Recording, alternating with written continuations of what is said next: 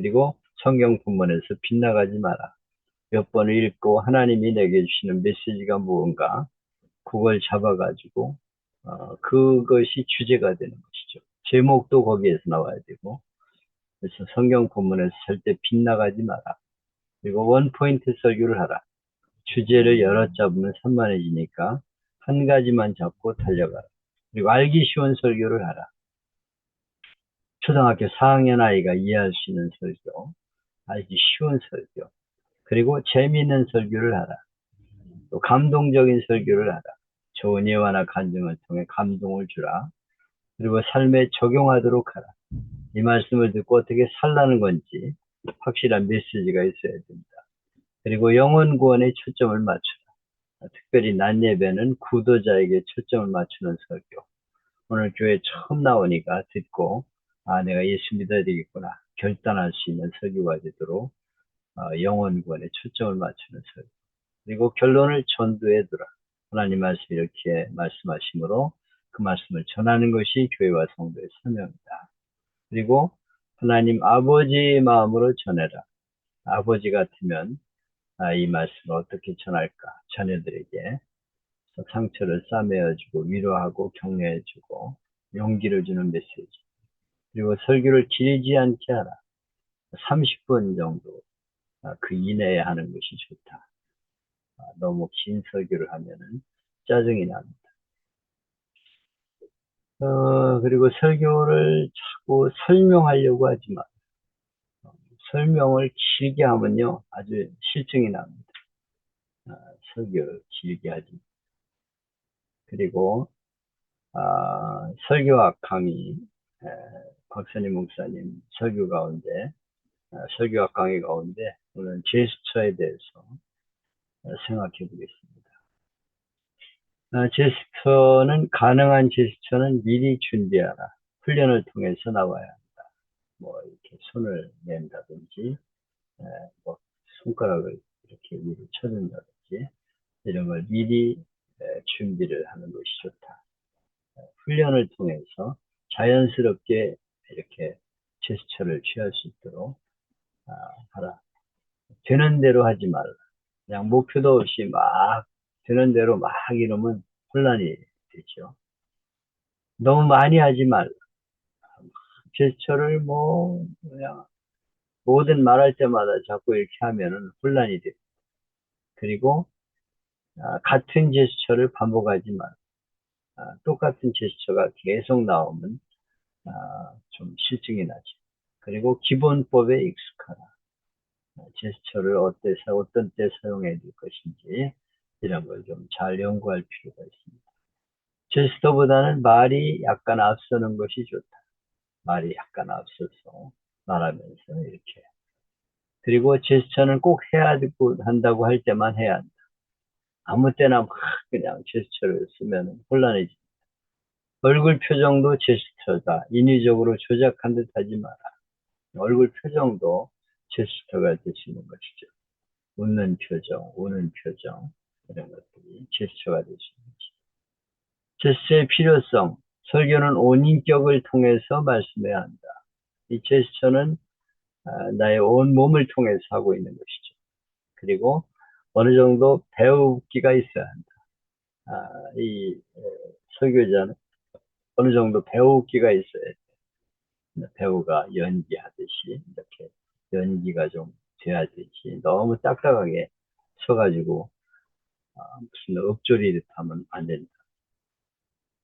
그리고 목사의 제스처는 자연스러워야 한다. 막 억지로 제스처를 하면 안 되죠. 그리고 적극적으로 해야 한다. 제스처를 할 적에는 적극적으로 해야 한다. 제스처가 없는 설교는 성공할 수 없다. 딱딱하게 서가지고 목소리만 가지고 하면은 얼마나 지루하겠어요. 성도들이 다 졸게 되죠.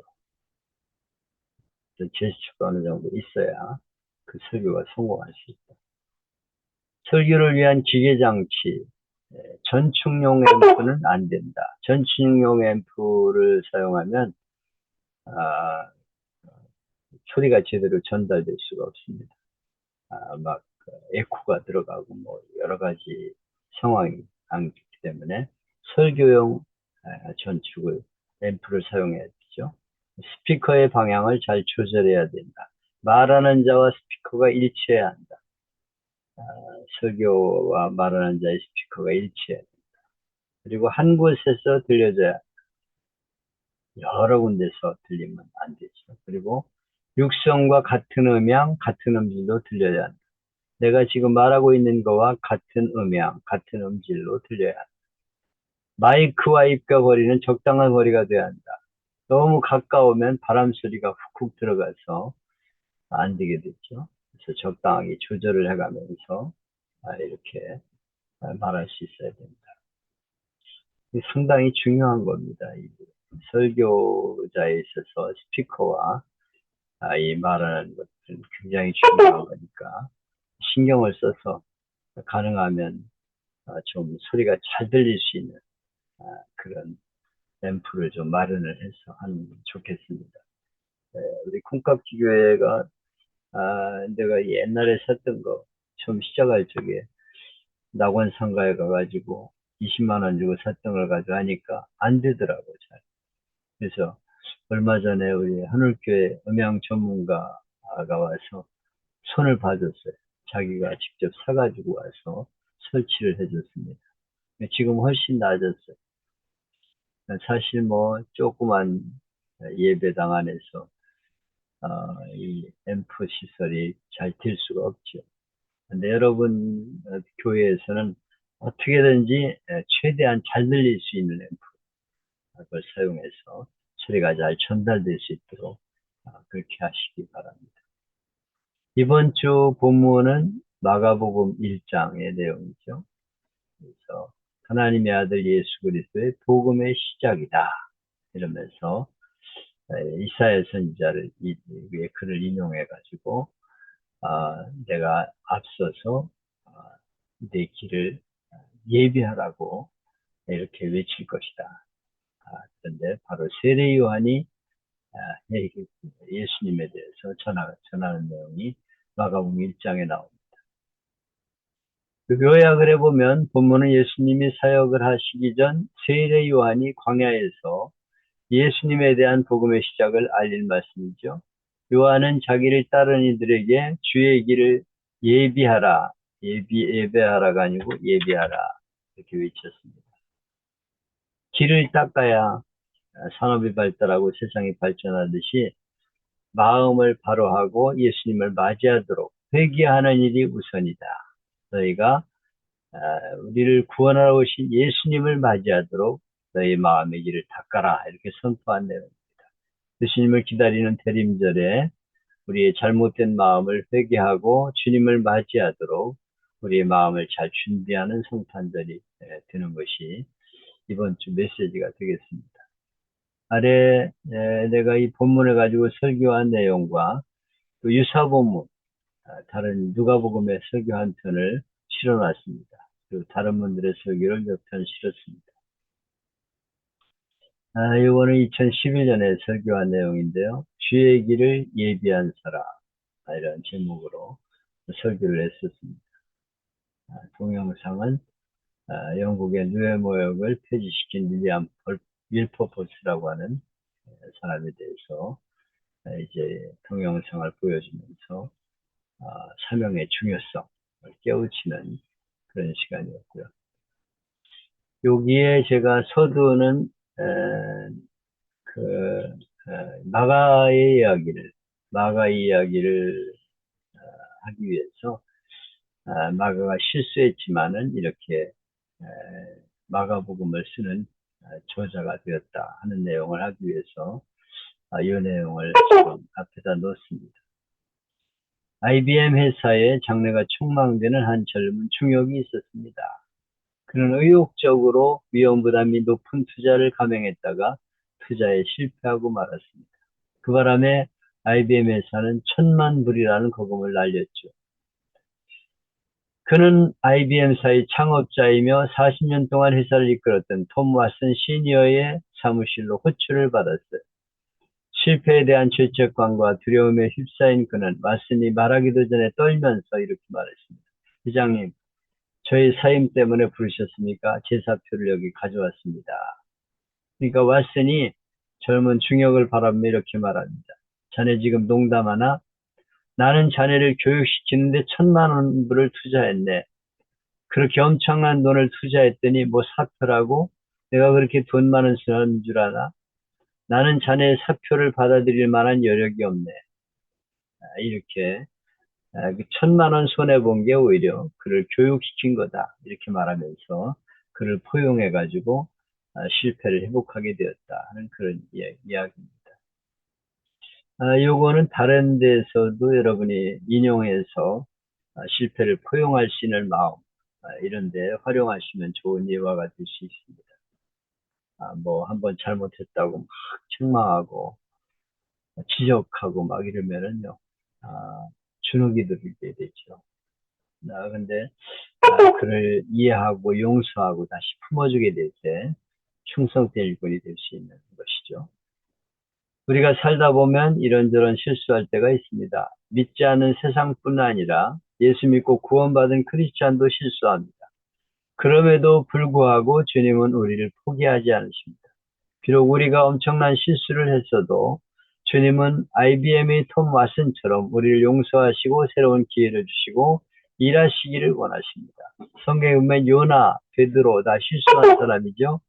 요나는 선지자로서 니누에로 가라는 명령을 따르지 않고 반대인 다시스로 가는 배를 탔어요. 그래도 사랑이 풍성하신 하나님이 큰 물고기까지 동원해서 그에게 새로운 기회를 주십니다. 그 요나를 품으시는 하나님을 생각하면 감동이에요. 그 엄청난 물고기까지 동원해가지고 그에게 새로운 기회를 주시는 하나님.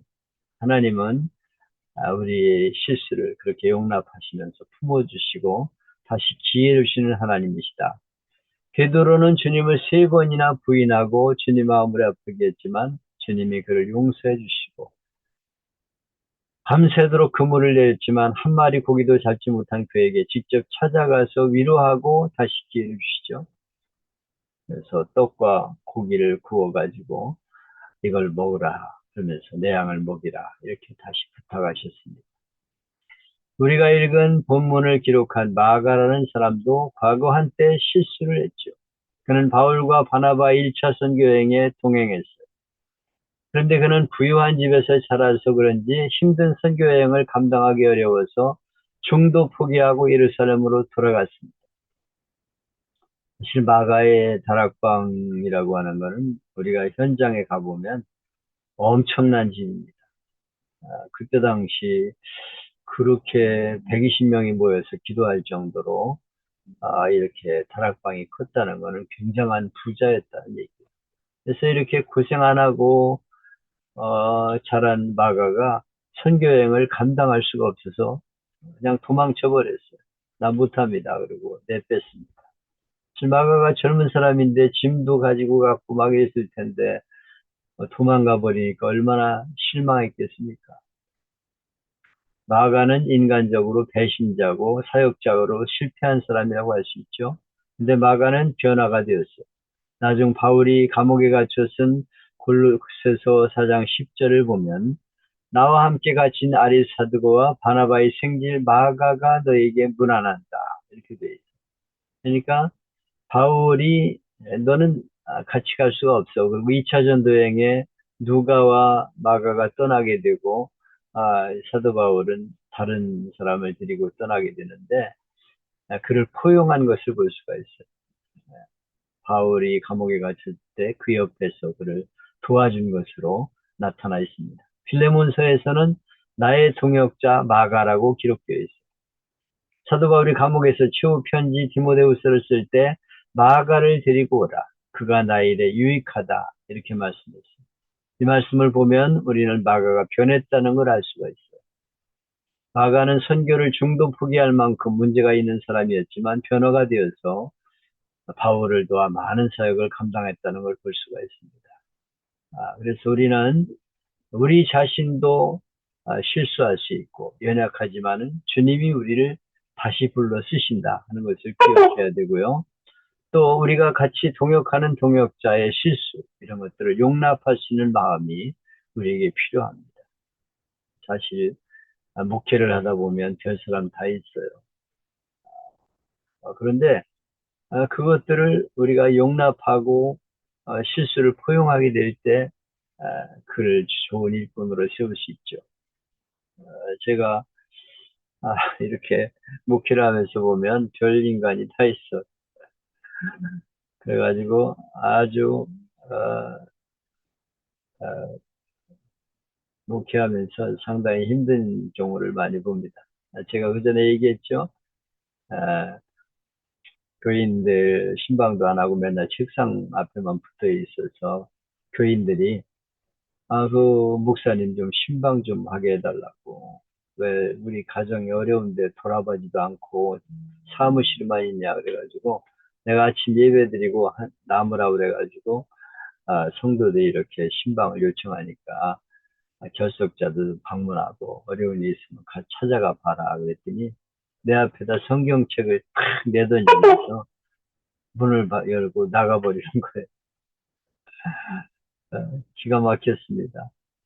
그리고 나중에 조금 있다가 들어와서 죄송합니다 그러더라고요. 그래서 괜찮다고 아, 앞으로 잘하면 된다고 그리고 포용을 해가지고 같이 일을 했는데요. 여러분 같으면 어떻게 하겠습니까?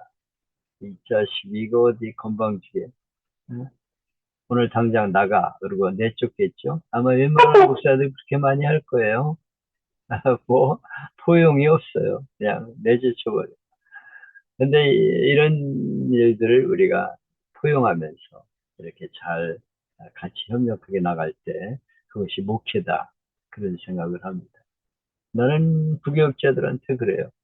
여러분들이 하여튼 실수해도 괜찮으니까 최대한 할 수 있는 대로 해봐라. 여기서 배우는 과정이니까 여기서 실수를 해야 나가서 실수를 덜 하게 되는 거니까 여기서 막 해봐라. 이것도 해보고 저것도 해보고 뭐 할 수 있도록 내가 밀어줄게. 막 일을 하다가 실수를 해도 괜찮다. 실수한 건 내가 다 포용하고 내가 다 커버해 줄 테니까 걱정하지 말고 일하라. 제가 그러면서 부교육자들에게 여기서 실수를 해도 여기서 하고 이것저것 안 하고 가만히 있지 말고 계속 시도해라. 이것도 해보고 저것도 해보고 시도해야 발전이 있다. 이렇게 얘기를 했는데요. 여러분이 주님 앞에 그렇게 실수가 많아도 쓰임받았던 것처럼 여러분도 우리 부교육자나 성도들을 품을 수 있는 목회 이것이 필요하다 하는 얘기를 이 시간에 제가 잠깐 드립니다. 그래서 이 바가는 이렇게 실수한 사람이었지만 하나님의 복음을 전하는 전도자가 되어서 마가복음을 기록하게 됐다 하는 내용이죠. 저는 대림절 기간인 오늘 이 시간 길 닦는 사명을 위해 자기 생애를 헌신했던 한 사람을 소개합니다. 그는 본문에 나오는 세례 요한입니다. 사람들은 그가 요단강에서 세례를 베풀었다고 해서 세례 요한이라고 부릅니다. 그는 말라기 선지자 이후 400년 만에 등장한 하나님의 선지자였습니다. 중요한 것은 그가 주님이 오실 길을 준비했다는 것입니다. 여기 보면 하나님의 아들 예수 그리스도의 복음의 시작이라 이렇게 말씀하고 있어요. 여기 주목해야 할 것은 하나님의 아들 예수 그리스도가 복음의 시작이다 이렇게 선포하고 있는 거예요. 복음이란 말은 기쁨의 소리, 복된 소리 그런 뜻이죠. 이 복된 소식, 기쁨의 소식이 예수님을 통해 시작되었다. 이렇게 이 복음서의 문을 엽니다. 하나님이 세상을 만드신 세상은 하나님 보시기에 좋았더라 하는 세상이었어요. 근데 아담과 하와가 하나님께 불순종함으로 죄가 들어오고 저주와 죽음이 들어오게 되었어요. 누구도 그 문제를 해결할 수가 없었습니다. 근데 오늘 복음의 시작이다 하는 말 속에는 우리의 죄와 저주의 사슬에서 벗어날 수 있는 유일한 소망이 여기에 있다. 예수님이 복음의 시작이다 하는 내용이 바로 복음이다 하는 것을 선포하고 있는 것입니다. 이 세상에 기쁜 소식, 복된 소식이 많지만 예수님이 우리를 구원하신다 하는 소식보다 기쁜 소식은 없죠. 건강해졌다, 돈 많이 벌었다, 성공하고 출세했다는 소식도 결국 죽음 앞에서 허무하기 때문에 이 마가는 예수님이 복음의 시작이다 이렇게 딱 선포하고 들어갑니다. 하나님의 아들 예수 그리스도의 복음의 시작이라 이 말은 마치 무대 막이 올라가는 것을 알리는 징소리와 같은 시작이에요.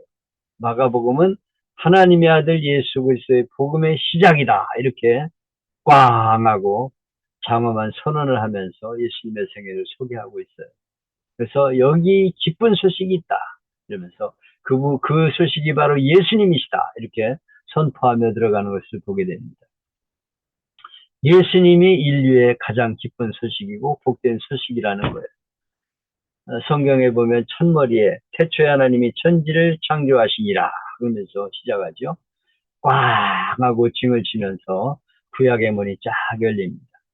신약에서도 지금 마가는 바로 예수님이 복음의 시작이다 하면서 징을 꽝 치면서 예수님으로부터 복음이 시작되는 것을 소개하고 있어요. 여기 2절로 3절에 준비하라는 말이 한 번씩 나옵니다. 2절에 내가 내 사자를 내 앞에 보내노니 그가 내 길을 준비하리라. 이건 말라기를 이용한 거고 3절에 광야에 외치는 자의 소리가 있어 너희는 주의 길을 준비하라.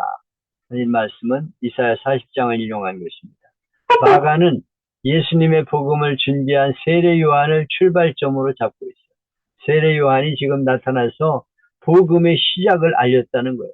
예수님이 바로 우리를 구원하러 오신 분이다 하고 예수님을 알린 것이 복음의 시작이라고 지금 말하고 있어요. 예수님이 이 세상에 오시기 전에 세례 요한을 먼저 보내셨어요. 이사야 선지자는 700년 전에 메시아이신 예수님이 오시는 것을 길을 준비하는 사람이 있을 것이다.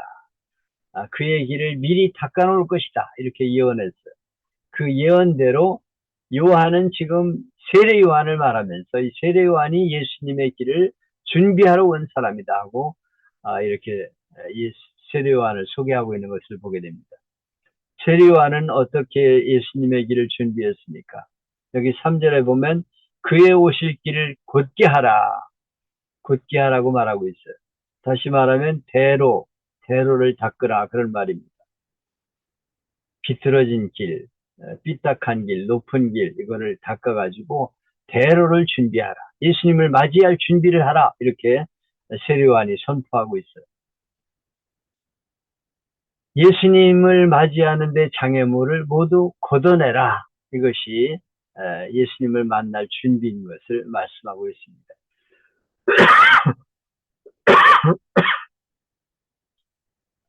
우리가 군대 생활을 지켜보면 사단장이 부대를 방문한다. 그러면 전 부대원이 나가가지고 길을 닦습니다. 도로를 막 삽으로 닦고 막 무슨 비 오는데 조그만 구멍이라도 있으면 다 갖다 메우고서 사단장을 맞이할 준비를 하듯이 예수님이 복음의 시작이다. 그분을 맞이할 준비를 해라. 이렇게 지금 세례 요한이 선포하고 있는 것이죠. 우리는 사람들에게 예수님을 맞이할 준비를 하는 대림절이 되게 해야 합니다. 예수님을 맞이할 준비, 그 마음가짐이 필요하다. 그것이 대림절이다. 이렇게 선포하는 이번 주일이 되어야겠습니다. 여기 세례 요한이 한 일은 무엇입니까? 세례 요한은 사람들에게 회개하라 이렇게 외쳤다는 거예요. 4절에 보면 죄사함을 받게 하는 회개의 세례를 전파하라. 전파했다는 것입니다. 예수님은 어떤 일로 이 세상에 오신 분인가? 예수님이 가져오신 복음은 바로 죄를 사해 주는 거예요. 우리는 다 죄인이어서 그 죄 때문에 멸망할 수밖에 없는데 그 죄를 사하러 오신 분이 바로 예수님이시다. 이렇게 예수님에 대해서 선포하고 있는 것입니다. 예수님의 복음은 어떤 복음이냐면 죄를 사해 주는 복음이에요.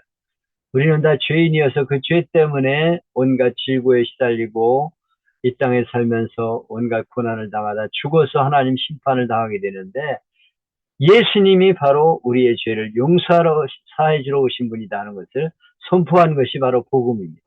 이 복음을 전하는 것이 세례요한의 사명이었다고 지금 말하고 있어요. 그분을 만나려거든 죄를 회개하고 세례를 받으라 이렇게 외쳤다는 것이 세례요한의 메시지입니다. 예수님 만나기 위해서 어떻게 해야 돼요? 죄를 회개해야 돼요. 죄를 회개해야 주님을 만날 수가 있습니다. 성탄절은 나의 죄인됨을 인정하고 회개하고 주님을 만나는 시간입니다. 그래서 이 성탄절에 우리는 예수님을 맞이하도록 우리의 죄를 회개하는 기간이 되어야 돼요. 예수님이 이 세상에 우리를 구원하러 오신 분인데 그분을 맞이하기 위해서는 우리의 죄를 회개해야 된다.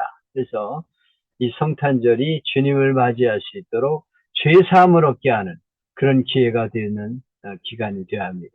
그래서 우리는 예수님을 맞이하도록 대인절 기간에 나의 죄를 회개하고 나의 마음을 정돈하고 주님을 맞이할 수 있는 그런 절기가 되어야겠다 하는 것이 이 대림절의 중요한 메시지입니다. 마가에는 죄사함을 얻게 하는 예수님을 선포하고 있어요. 그것이 바로 복음이라는 거예요. 그 복음을 확실하게 전하는 그런 대림절이 되어야겠습니다. 여기 보면 요한은 약대 털옷을 입고 허리에 가죽띠를 띠고 메뚜기와 석정을 먹었더라 그랬어요. 어떤 이는 세례 요한은 최고급 옷을 입고 보양식과 웰빙 음식을 먹으며 사치했다 그렇게 말하는데 이거는 요즘 말이고 옛날에는 단순하게 살았다는 거죠. 요즘 뭐 약대 털옷을 입고 있으면 얼마나 부자입니까? 허리에 가죽띠를 띠고 야 이거는 완전히 예, 패션이죠. 약대 털옷에다가 가죽띠를 띠고 있었다. 이거 굉장한 거죠. 그리고 메뚜기와 석청을 먹었다. 이건 뭐 완전히 최고 음식을 먹었다는 뜻이다. 이렇게 해석하면 안 되죠. 그는 아주 단순하게 살았다는 거예요. 그냥 광야에서 약대 털옷을 입고 떨어지지 않으니까 갖다가 걸쳐 입고 그냥 광야에 있는 메뚜기 잡아먹고 또 꿀 광야에서 구할 수 있는 거 그걸 먹으며 살았다 그런 뜻이죠. 이 세례요한은 먹고 마시는 데 관심을 두지 않았어요. 오직 예수님의 길을 준비하는 것이 세례요한의 관심이었습니다. 성탄절을 맞이하면서 우리는 예수님을 맞이하도록 준비시키는 그런 절기가 되어야겠습니다. 그가 광야에서 회개하여 죄사함을 받으라 이렇게 선포하니까 수많은 사람이 와서 세례를 받았어요. 사람들은 요한이 그렇게 기다리던 메시아가 아닐까 이런 생각을 했습니다. 세례 요한은 나는 메시아가 아니다 이렇게 분명하게 말했죠. 메시아가 조금 있으면 오시는데 나는 그분의 신발끈도 풀지 못한다. 종이 신분도 감당할 수 없다. 신발끈을 푸는 일은 가장 신분이 낮은 하인이 하는 일이죠. 나는 물로 세례를 베풀지만 그분은 성령으로 세례를 베푸실 분이시다. 나한테 주목하지 말라 이렇게 말씀했습니다. 당시 요한은 사람들로부터 인기와 존경을 받고 있었죠. 5절을 보면 예루살렘 지방과 온 유대 지방에 있는 사람들이 그에게 찾아와 회개하고 세례를 받았습니다. 요한은 당시 잘 나가는 사역자고 존경받는 목회자라고 할 수 있어요. 근데 어느 날 갑자기 나사렛 예수가 나타나자 사람들이 예수님께 몰려드는 거예요. 그때 요한의 제자들이 말합니다. 선생님, 요단강 저편에서 예수님에게 세례를 받았던 자들이 지금 어떤 사람이 지금 세례를 주니까 그쪽으로 몰려가요. 이렇게 말하면서 우리가 어떻게 손 좀 써야 되지 않을까요? 이렇게 말해요. 이러다간 사람 다 뺏기겠습니다. 요한의 제자들의 마음속에는 시기심과 질투심이 있었어요. 예수님이 세례를 베푸니까 사람들이 그쪽으로 몰려가는데 손 좀 써야 되지 않겠습니까? 이때 요한은 이렇게 말하죠. 내가 말한 바 나는 그리스도가 아니요 그의 앞에 보내심을 받은 자다 하는 것을 지금 말하고 있습니다. 신부를 취하는 신랑이나 서서 신랑의 음성을 듣는 친구가 크게 기뻐하나니 나는 이러한 기쁨으로 충만하였도다. 그는 흥하여겠고 나는 쇠하여 하리라.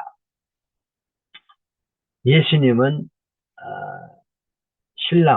신랑과 같은 분이고 나는 둘러리다 이렇게 말하고 있습니다. 제자들아 내가 누차 말했지 나는 그리스도가 아니다. 세상을 구원할 사람이 아니다. 나는 예수님의 둘러리다 이렇게 말하고 있어요. 둘러리는 결혼식에서 신랑이나 신부를 식장으로 인도하고 옆에서 보살펴주는 사람을 말해요. 사람들은 둘러리 서는 걸 좋아하지 않죠. 주위에서 보면 괜히 둘러리만 섰네. 내가 둘러리 하러 온 줄 아니? 이러면서 다른 사람 둘러리 서는 걸 좋아하지 않아요. 왜 그렇습니까? 어릴 때부터 잘못 배웠기 때문에. 어떤 아주머니가 7살짜리 아이를 데리고 옆집에 놀러 갔어요. 옆집 아주머니가 사과를 하나 주니까 아이는 고맙다는 말도 안 하고 한 손으로 사과를 받았어요. 당황한 엄마가 야 어른에게 그렇게 하면 되냐? 뭘 받으면 어떻게 해야 되지? 그러니까 A가 이렇게 대답해요. 깎아주세요. 고맙다고 말을 하고 그러니까 얘는 깎아주세요 이렇게 말을 해요. 우리 아이만 최고라는 가치관이 아이들을 망치고 있어요. 엄마들은 아이들이 학교에 발표할 때 주인공이 못 되고 조연이나 엑스트라 되는 걸 싫어합니다. 그래서 학교에 이런 조연이나 엑스트라가 되면 참석도 하지 않은. 기도할 때도 우리 딸이 아들딸이 머리가 될지언정 꼬리가 되지 않게 해주시고 위에만 있고 아래 있지 않게 해주세요. 이렇게 기도합니다. 아이들에게 사진 찍을 때는 절대 뒤에 있지 말고 앞줄에 서야 된다. 이렇게 가르친다고 합니다.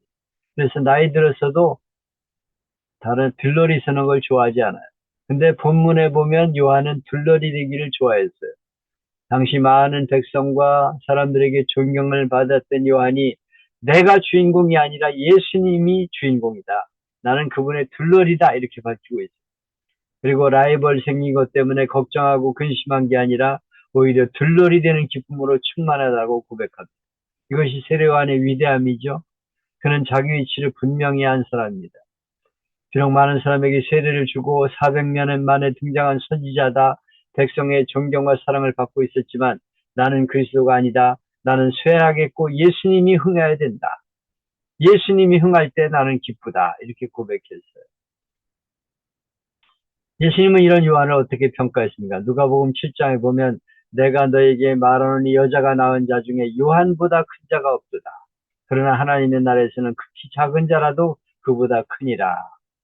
요한 이전에는 물론이와 이후에 태어난 누구도 요한보다 큰 자가 없다고 요한을 높여주셨어요. 우리가 주님을 드러내고 높일 때 주님이 우리를 높여주십니다.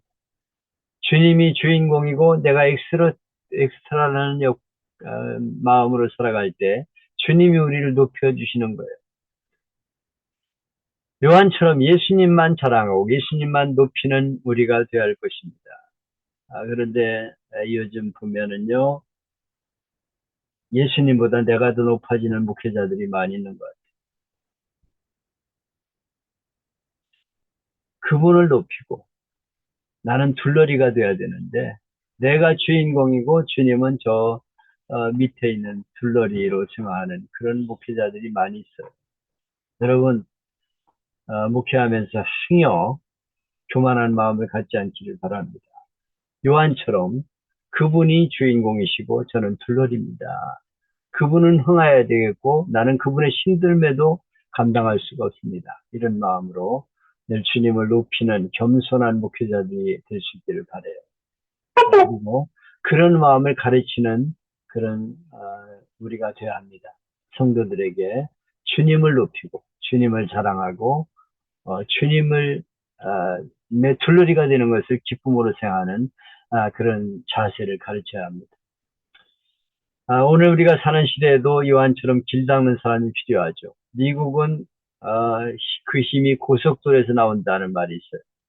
오래전에 미국의 조상들은 모진 고난을 무릅쓰고 여기저기 고속도로를 만들었습니다. 그들이 편한 삶을 위해 고속도로에 가만 게 아니고 100년 이상 쓸 수 있는 고속도로를 만들었어요.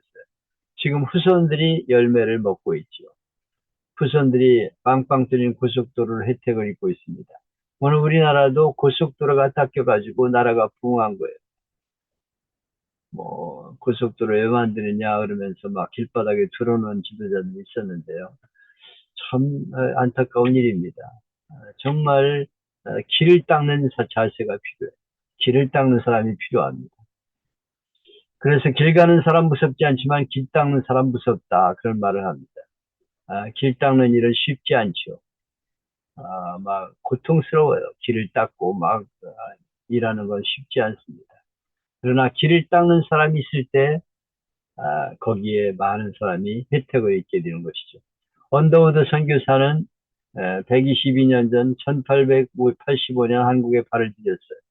그는 얼마든지 미국에서 편하게 신앙생활하고 뭐 미국에서 복음 전해도 돼요. 근데 그는 아무도 길닦지 않은 한국으로 왔습니다. 그리고 그의 후손들이 지대한 공헌을 했어요. 연희대 전문대를 세우고 세문안교회를 개척하고 YMCA를 조직하고 이 땅에 기독교 정신을 뿌리 있게 심었습니다. 그는 길 닦는 사람으로 이 땅에 왔어요. 호산 한창호 선생 같은 분도 길을 닦는 사람이었어요.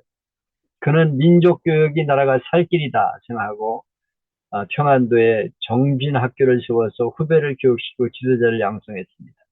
그는 3번이나 미국 가서 편하게 살 수 있었지만 길 닦는 일에 앞장서는 인생이 되었어요. 61세에 하나님 부르심을 받기까지 흥사단과 상해 임식정부 활동을 통해 젊은이에게 하나님 말씀을 가르치고 민족혼을 불어넣었어요. 그는 이 땅에 길을 닦는 사람으로 살았습니다. 우리는 길 닦는 사람으로 살도록 우리가 힘써야 됩니다. 그리고 우리 성도들에게 이 땅에 사람들이 주님을 만날 수 있도록 길을 닦는 사람이 되기 위해서 결단하는 대림절이 될 수 있도록 해야 합니다. 예수님을 전하고 그분을 알리는 일에 최선을 다하는 그런 성탄절이 되고 대림절이 되도록 그렇게 말씀을 전하는 시간이 되어야겠습니다.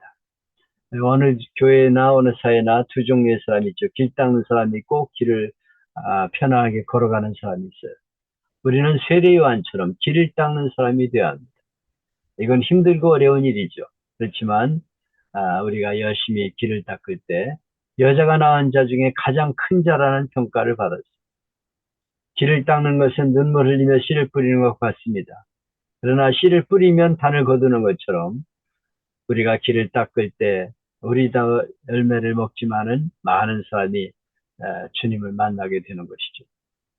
우리가 열심히 성탄절에 대림절에 길을 닦는 사람이 되어서 예수님을 알리고 예수님을 자랑하고 예수님을 전하는 그런 일에 전심을 다하는 성탄절이 되어야 할 것입니다. 기쁘다 구주 오셨네 만백성 맞으라 찬송만 할 게 아니라 나가서 예수님을 전했던 세례 요한처럼 예수님을 자랑하고 예수님을 전하면서 예수님이 죄사함을 얻게 하시고 인류의 희망이다 하는 것을 선포하는 그런 대림절이 되자 하는 것이 이번 주 메시지의 핵심입니다. 누가복음 3장의 내용이 같은 평행 기절인데요. 영혼의 고속도라는 설교를 했습니다. 우리나라 길을 닦을 때 경부고속도로 닦는 얘기 여기 실어놨어요. 그래가지고 정주영 회장이 어렵고 힘든 가운데 이렇게 고속도로를 닦아가지고 아름다운 문명의 길을 열었다 하는 얘기 여기 말했고요. 세례 요한이 광야에서 외치면서 주의 길을 닦으라, 주의 길을 준비하라 이렇게 외치고 있어요. 모든 육체가 하나님의 구원함을 보리라 이렇게 선포를 했습니다. 길 닦는 마지막 목표는 구원받게 하는 거예요. 우리가 예수님을 전하는 목표는 뭐냐? 죄사함을 얻고 구원받게 하는 것이 목표예요. 그래서 어떻게든지 그 마음을 닦아서 예수님을 맞이하도록 준비하는 계절이 되어야겠다. 이렇게 길을 닦으려면 골짜기를 메워야 한다. 모든 골짜기가 메워지고 낮은 곳을 메워야 되죠. 아담과 하와 사이에도 골짜기가 있었고 이렇게 골짜기가 생겼는데 마귀는 항상 골짜기를 만드는 존재예요. 디아볼로스라는 말은 틈을 만든다. 골짜기를 만드는 존재 그런 뜻이에요. 하나님과 사람 사이에 골짜기를 만드는 게 마귀가 하는 이단도 마찬가지죠. 성경 공부한다고 사람들을 잘못된 길로 이끌어갑니다. 그래서 목사와 골짜기를 만들고 교회와 골짜기를 만들고 성도와 성도 사이에 골짜기를 만들어 파멸시키는 것이 사탄의 정체입니다. 그래서 골짜기를 메우는 그런 마음이 우리에게 필요하다. 또 산을 낮추라. 모든 작은 산과 작은 산은 낮아지고 교만을 낮춰야 된다는 거예요. 그래서 교만한 자는 자기 교만을 낮추는 자리가 되어야 한다. 그리고 굽은 것을 굽게 해야 된다. 굽은 것이 고자지고, 다시 말하면 꾸불꾸불한 길, 그걸 바르게 할 수 있는 직선 도로로 만들어야 된다. 그런 말이죠. 우리가 삐딱한 마음을 가지면 안 돼요.